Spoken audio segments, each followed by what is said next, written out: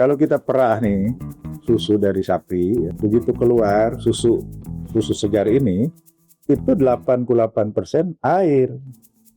12%-nya padatan. Kalau memang memutuskan mau pakai pasteurisasi, maka harus siap mengedukasi tidak hanya dapur, tapi juga mengedukasi guru.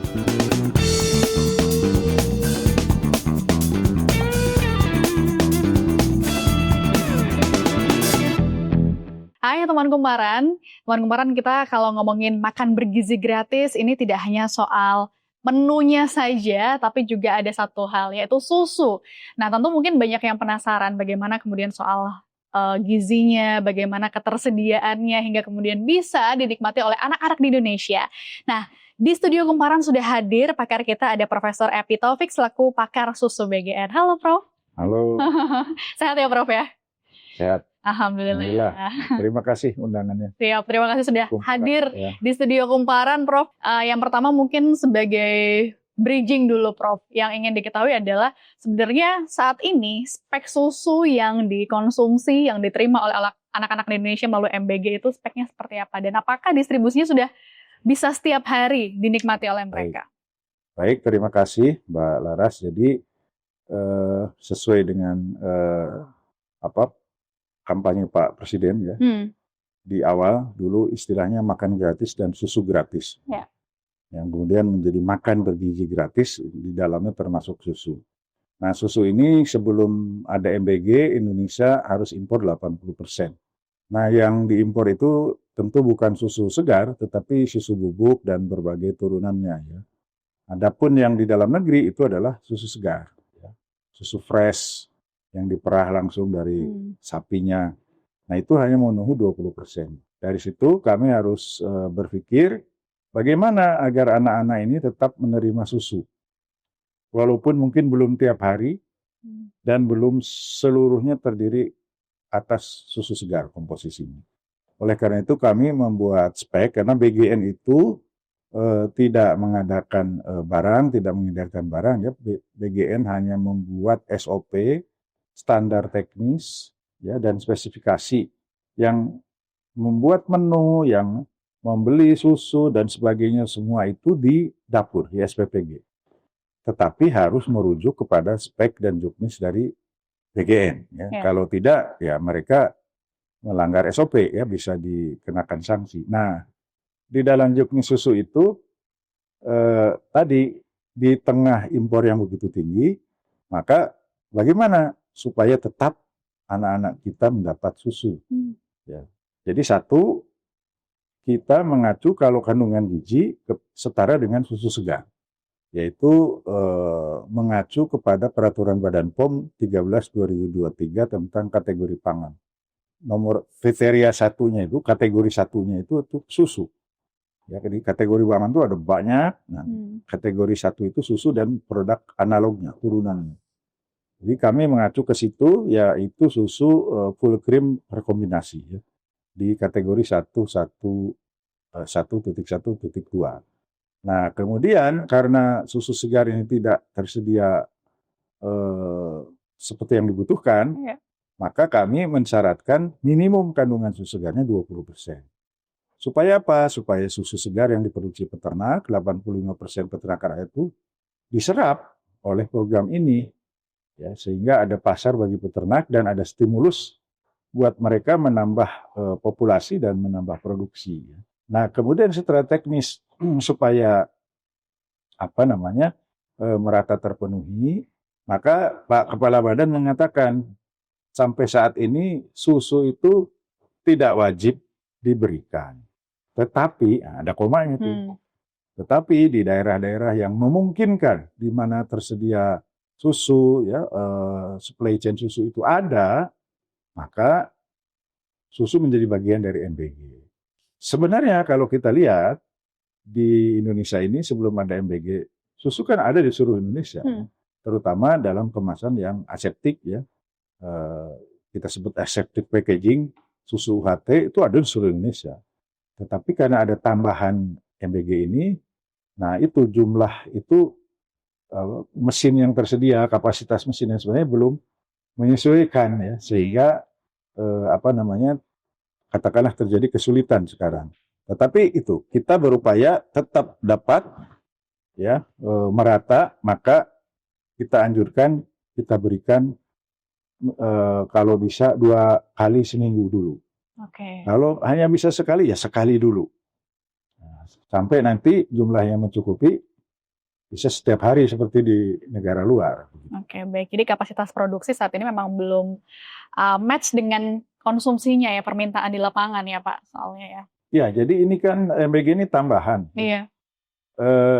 Kalau sebelum MBG saja kita impor 80%, tiba-tiba ada tambahan, misalnya kalau seluruhnya penerima MBG, katakanlah yang siswa saja, dari TK sampai SMA, itu sekitar 74 juta orang.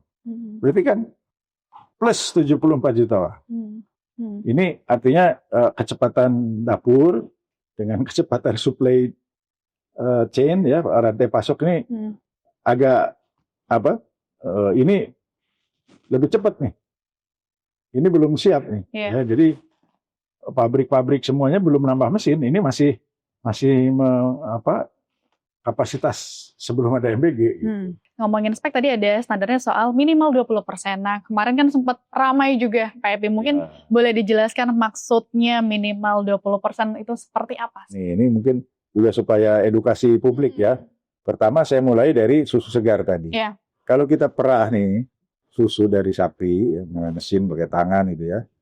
Begitu keluar susu segar ini itu 88% air. 12%-nya padatan. Padatan apa saja? Lemak, karbohidrat, ya, gula, laktosa, protein, itu ada kasein, ya, ada whey, kasein yang jadi keju, ya, vitamin dan mineral. 12% ini. Sisanya apa? Air. Jadi susu segar saja itu airnya 88%. Yang untuk syarat minimum loh ini, ya. Minimum dan sementara.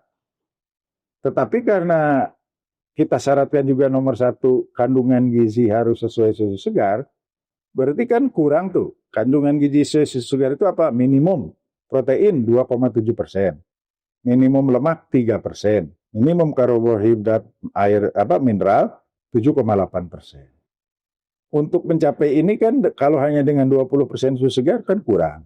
Maka ditambahlah padatan susu.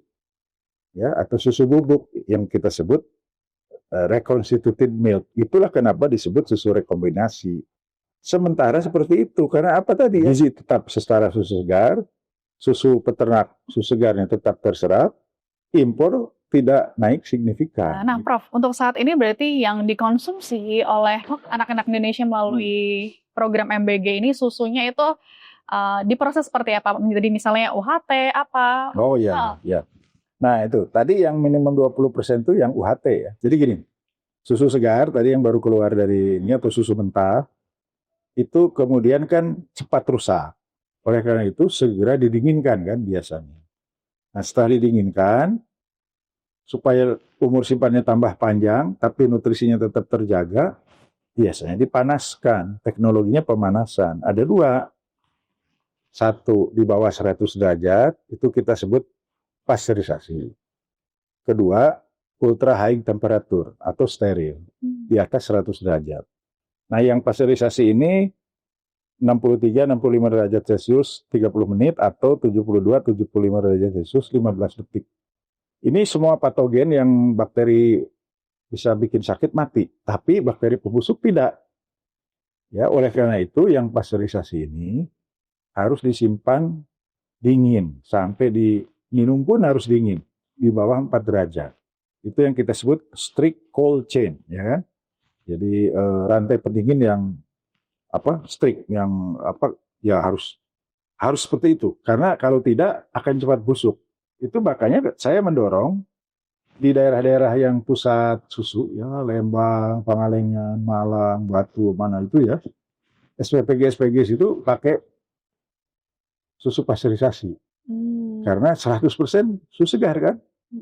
Dia hanya dipanaskan sebentar, didinginkan, langsung besoknya diminum anak-anak. Kalau susu HT, tapi kan tadi bahan bakunya kurang. Akhirnya kita set minimum. Nah, jadi ada dua jenis ya, UHT atau steril ya, yang ya kalaupun boleh dibilang kekurangannya belum tentu 100% susu segar, tetapi dia bisa disimpan di suhu ruang tanpa pendingin 6 bulan sampai setahun. Selama tutupnya belum dibuka atau colokannya belum dibuka. Nah, ini kan bisa dikirim tuh ke Papua, ke Maluku, di stok untuk 3 bulan misalnya, sekian kontainer kan. Nah, satu lagi pasteurisasi. Keuntungannya atau kelebihannya bisa rata-rata 100% susu segar. Ya, cuma dia harus dingin nih dari mulai diproduksi sampai diminum anak-anak. Sehingga usianya tidak panjang, 3 hari sampai seminggu saja. Kurang dari 7 hari. Nah, artinya tidak bisa jauh. Nah, ya, makanya masing-masing punya kekurangan kelebihan. Jadi dua jenis ini, steril atau HT atau pasteurisasi. Kembali lagi Prof, kan kita ngomongin kalau di daerah mungkin ada kendala listrik, mungkin kerap mati lampu misalnya. Nah, itu kan juga tantangan ya Prof, bagaimana bisa dalam kondisi dingin nih susunya biar fresh buat anak-anak. Nah, itu gimana kalau untuk yang daerah-daerah terpencil, 3T mungkin? Di dalam juknis dari Badan Gizi untuk SPPG itu kan harus punya genset, selain juga untuk cadangan gas ya. Memang untuk daerah luar Jawa khususnya, kita memang mendorong aseptic packaging. Ya, jadi tidak harus kotak bentuknya kan, bisa bentuknya bantal, botol, yang jelas packaging yang aseptik, yang steril, sehingga bisa disimpan di suhu ruang tanpa pendinginan up to 1 year, sehingga bisa dikirim dari Jawa ke luar Jawa, di stok untuk 2-3 bulan, karena sudah pasti, maksudnya, wah ini nanti nggak laku, kan kalau dagang begitu, kalau ini pasti kan, artinya pasti sesuai sebelum umur simpannya habis itu akan dikonsumsi, gitu. Jadi rekomendasi saya begitu. Jadi kalau untuk yang jauh mau tidak mau, nah masalahnya itu mesinnya itu yang masih tadi kecepatan antara kesiapan rantai pasok ya dan pendukungnya mesin-mesin UHT dengan kecepatan permintaan itu kalah, jadi permintaannya lebih duluan nih. Jadi susunya cukup karena tadi 20%, tetapi memproduksi kemasan tadi dikemas itu yang kemudian terbatas, sehingga ngantri. Makanya disebut langka, karena gini, kan di spek kami itu harus plain. Nah, ini speknya juga perlu diketahui. Jadi bukan rasa-rasa macam-macam ya Prof yang dikonsumsi itu. Iya. Oke, Prof. Jadi saya pernah begini, kan saya melihat di Amerika seminggu sekali di sana itu diberi rasa coklat, strawberry. Saya sampaikan ke Pak Kepala Badan, Pak Kepala bagaimana kalau ya seminggu sekali atau sebulan 2 kali, karena sekarang baru dikasih seminggu 2 kali kan, anak-anak diberi yang coklat dan yang pokoknya yang flavor lah. Ya, Pak Kepala Badan, saya tidak. Kita kasih susu aja sudah banyak yang protes nih, apalagi kasih gula, wah gitu ya, benar juga gitu ya. Jadi atas ini Pak Kepala Badan ya, kita strict hanya ngasih yang plain, no sugar addition, no preservative addition, itu artinya ya flavor apa gitu nggak boleh, harus yang plain. Ini juga mungkin karena anak-anak yang biasa beli itu selama ini beli susu UHT yang justru kandungan susu segarnya tidak ada, ya mohon maaf ya. Jadi tadi yang 20% itu, makanya tadi saya bilang itu untung masih ada itu ya, karena banyak sekarang produk susu, ya saya tidak bisa sebut merek ya, itu yang dalam tulisannya ya susu asli lah apalah gitu ya, sebenarnya dia tidak mengandung susu segar sama sekali. Semuanya susu bubuk. Nah, kalau susu bubuk kan semuanya impor ya. Masih mending ya, katakanlah 25% atau 12,5%. Ada yang susu bubuknya kurang dari 10%. Ada bahkan kemarin saya lihat susu bubuknya hanya 1%. Sisanya gula, perisa, Dan jelas-jelas ditulis di situ 87% air. Oke lah, airnya nggak apa-apa. Kan mirip dengan susu segar kan, 87%. Tapi padatannya cuma 1%, bukan 12%. Jadi bayangkan kalau ada, ini air nih 1 liter, maka susu bubuknya itu hanya 10 gram. Cuma perut. Terus dikocok, kasih gula, kasih apa.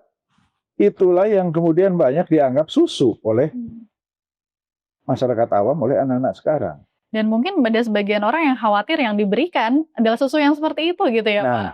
Enggak, justru ketika ada susu segar kan ada anyir-anyir tuh. Khas susu lah, mau susu lah. Justru mereka malah nggak mau kan kembali. Sebagian ya, tidak semua. Justru itulah susu yang benar. Justru yang nggak ada bau-bau susu. Mohon maaf ya, kalau peternak tuh bahkan menyebut minuman yang dianggap susu itu yang hanya mengandung susu bubuk 1% atau 6%, dibilangnya itu urin sapi gitu ya. Karena bau-bau susunya aja nggak ada. Tapi diiklankan di apanya susu. Makanya saya pernah waktu rapat dengan Badan POM menyampaikan aturan yang lebih ketat dengan istilah-istilah di kemasan itu. Kalau di luar negeri ketat. Ya, misalnya di Singapura itu susu yang 100% dari susu segar itu ditulis honest milk. Oh, susu jujur. Berarti yang lain bohong. Tapi itu kalau di Thailand harus dituliskan betul bahwa 100% mengandung susu segar. Kalau memang pakai susu bubuk yang dicairkan, dia harus tulis. Misalnya 70% susu segar, 30% susu bubuk yang dicairkan ulang. Harus ditulis. Nah di sini enggak. Udah gitu kan di kemasannya kecil kan. Siapa yang mau baca? Nggak kelihatan. Nah, jadi justru saya ingin menyampaikan terutama pada orang tua ya. Justru kalau ada susu yang ada bau-bau susu, bau-bau anyir susu, ya itu yang benar gitu. Justru yang nggak ada bau susu sama sekali, ya itu tanda tanya. Jangan-jangan susu bubuk itu pun cuma perlu gitu ya, sedikit yang sisanya gula apa, jadi dianggapnya susu. Yang demikian itu justru bukan yang benar. Gitu. Itulah sebabnya tadi BGN punya speknya, aturannya. Betul. Soal tidak sembarang susu yang diberikan kepada anak-anak ini ya Pak. Betul. Makanya ada beberapa terus terang yang mendekati saya, ya produsen-produsen, saya bilang, mohon maaf, kalau Bapak ingin jual ini, ingat ini judulnya makan bergizi. Kami memberi sesuatu yang bergizi. Maka ada speknya. Ini tidak memenuhi spek. Ya. Ini kalsiumnya kurang, ini yang kurang. Kalau mau dijual di pasar umum, dibeli orang umum, selama Badan POM membolehkan, silahkan aja selama ada yang beli. Tetapi kalau ingin di MBG, mohon taati ini speknya. Nah, saya memang tidak bisa katakanlah menghukum mereka penjual ya. Tetapi kami lewat Deputi Pemantauan, Pengawasan, bisa menegur SPPG yang misalnya membeli susu tidak sesuai spek. Kan SPPG ada di bawah BGN. Bisa kita tegur. Semua yang SOP yang dia langgar bisa kita tegur. Misalnya hentikan pembelian produk tersebut karena tidak memenuhi spek. Itu. Tapi saya pun menganjurkan ke mereka ya untuk kalau mau kadang-kadang ada juga yang speknya memenuhi, volumenya kurang. Ya saya mohon maaf, saya bilang segini aja udah diprotes nih, ngasih kok sedikit gitu. Apalagi lebih sedikit gitu kan. Ada yang 80 mili, ada yang 100 mili dan sebagainya. Kan kita sekarang set ya di awal ini untuk TK SD 115 mili. SMP SMA 125 mili. Tetapi kalau yang 115 mili langka misalnya, ada yang 125 maka boleh. Jadi prinsipnya ngasih lebih boleh. Ngasih kurang jangan gitu. Oke, menarik penjelasannya Pak Eki. Selanjutnya tadi sempat nyebutin soal cold chain ya Pak, kalau untuk distribusi susu, standarisasi penyimpanannya seperti apa. Nah tapi kan di lapangan ini bermacam-macam ya Pak, bagaimana kendalanya, tantangannya. Nah untuk menjaga kualitas tersebut ataupun menjaga agar di SPPG ini sesuai dengan aturannya, dari BGN sendiri seperti apa Pak? Iya. Terutama yang pakai susu pasteurisasi, selalu disosialisasi terakhir 3 Desember yang lalu saya sampaikan harus strict cold chain. Karena ini ngeri nih, barang ini ngeri-ngeri sedap susu nih. Gitu ya. Jadi lebih cepat mudah rusak daripada barang yang padat. Yeah. Nah, jadi kalau memang memutuskan mau pakai pasteurisasi, maka harus siap mengedukasi tidak hanya dapur, tapi juga mengedukasi guru. Ya, kalau sampai di guru ngeluarin susu yang dingin, simpen di meja lama ya, 4 jam gitu baru dikasih ke anaknya kan sudah ada kemungkinan busuk.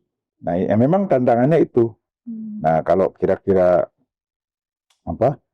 khawatir ya, terutama daerah yang agak jauh, ya balik ke memang paling aman aseptic packaging.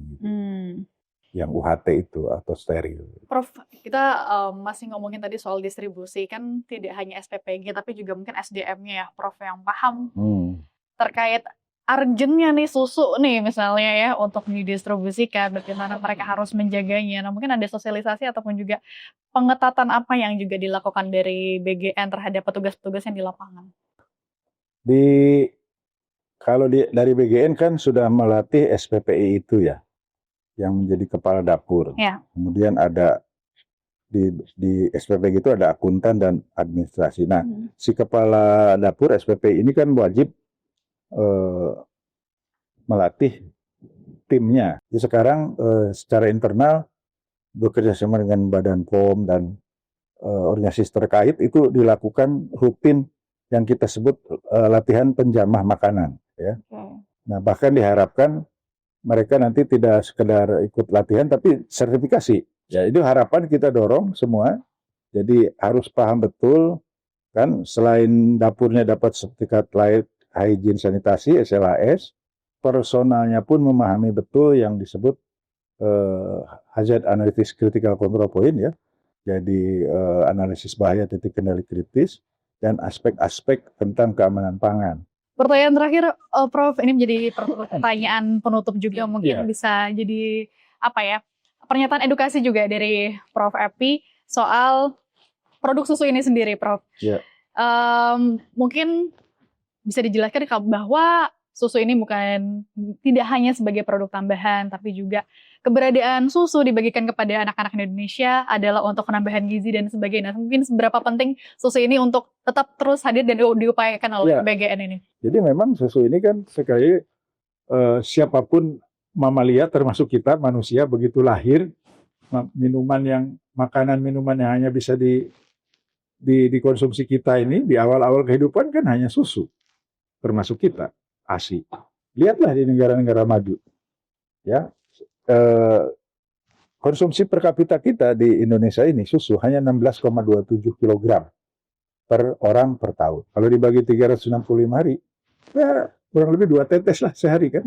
16,27 bagi 365. Di Belanda itu sudah lebih dari 350 kilo. Artinya setiap orang Belanda hampir setiap hari mengkonsumsi susu, ya mungkin dalam susu, yogurt, keju, ya, mentega itu 1 kilo. Di Perancis sekitar 240 kiloan. Jangan jauh-jauh. Brunei itu sudah, kalau tidak salah, 120 kilo. Sudah tinggi. Nah, dan kita lihat korelasinya dengan tinggi badan, IQ rata-rata, ya, kepintaran dan sebagainya. Dan itu terbukti di Thailand. Thailand kan baru 92 tuh ada susu sekolah SD. Dulu hanya 2 kg per kapita per tahun. Sekarang di atas kita, udah 28 kilo. Tinggi rata-rata anak SD Thailand naik 5 cm. IQ-nya naik, semua naik. Jadi susu ini kenapa ada?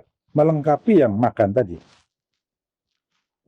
Makan itu, walaupun dengan daging, ayam, telur apa, dari sisi kalsium itu kurang untuk memenuhi pertumbuhan fisik tulang dan gigi.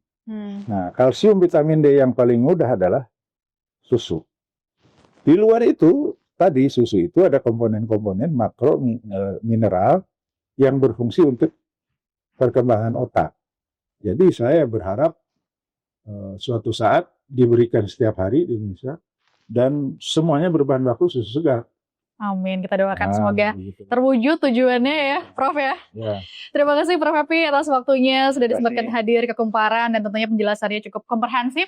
Semoga tadi apa yang disampaikan oleh Prof Happy bisa membantu teman Kumparan di rumah jadi lebih jelas terkait MBG, terutama terkait susu yang diterima oleh anak-anaknya Prof ya. Dan teman Kumparan, itu tadi kita perbincangannya dengan Prof Happy selaku pakar susu di BGN. Terima kasih dan sampai jumpa.